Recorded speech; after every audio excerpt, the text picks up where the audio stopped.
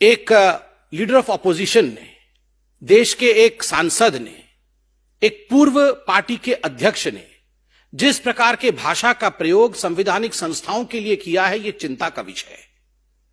राहुल गांधी ने न केवल मीडिया अपितु जुडिशियरी और इलेक्शन कमीशन को आड़े हाथ लिया, तीनों स्तंभों को बिका हुआ बताया और उद्योगपतियों के दबाव में बताया।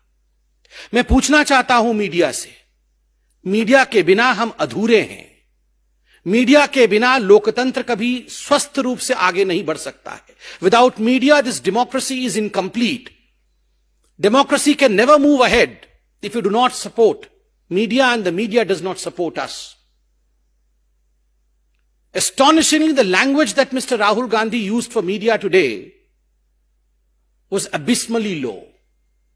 जिस प्रकार से मीडिया को जनरलाइज टर्म में सबको बिका हुआ बताया गया, मुझे लगता है आज मीडिया को भी सोचना पड़ेगा कि आखिरकार वो राहुल गांधी से सवाल कब करेंगे।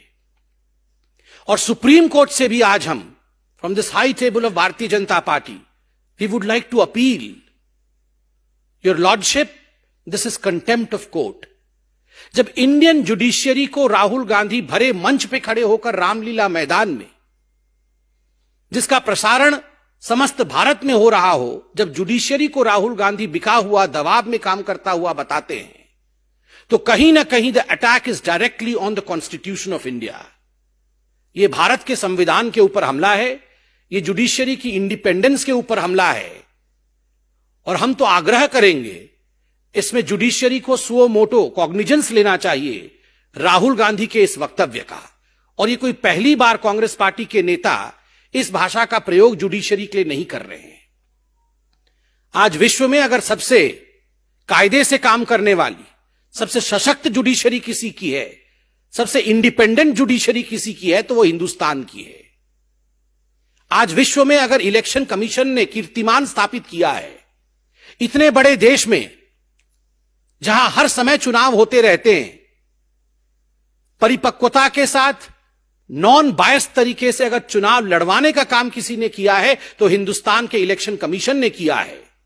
यह वह कांग्रेस पार्टी है जो बार बार इलेक्शन कमीशन को धता बताती है, नाच न जाने आंगन टेढ़ा।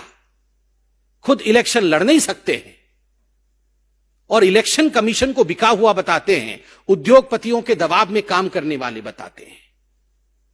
यह बहुत ही चिंता का विषय है और मुझे लगता है प्रत्येक हिंदुस्तानी को इसका संज्ञान लेना चाहिए। जुडिशियरी, इलेक्शन कमीशन, मीडिया को बिका बताने वाला नेता कभी भी सही मायने में नेता नहीं हो सकता। और जहां तक जांच एजेंसियों का सवाल है, भ्रष्टाचारियों को डरना चाहिए।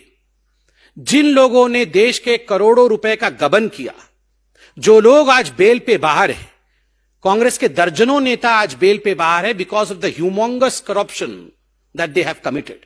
और स्वाभाविक है, भ्रष्टाचार किया है तो जांच होगी। इसलिए यह बताना कि एजेंसीज उद्योगपतियों के लिए काम कर रहे हैं, कहीं ना कहीं आपके अंदर के गिल्ट भाव को, आपके अंदर के ग्लानि भाव को दर्शाता है।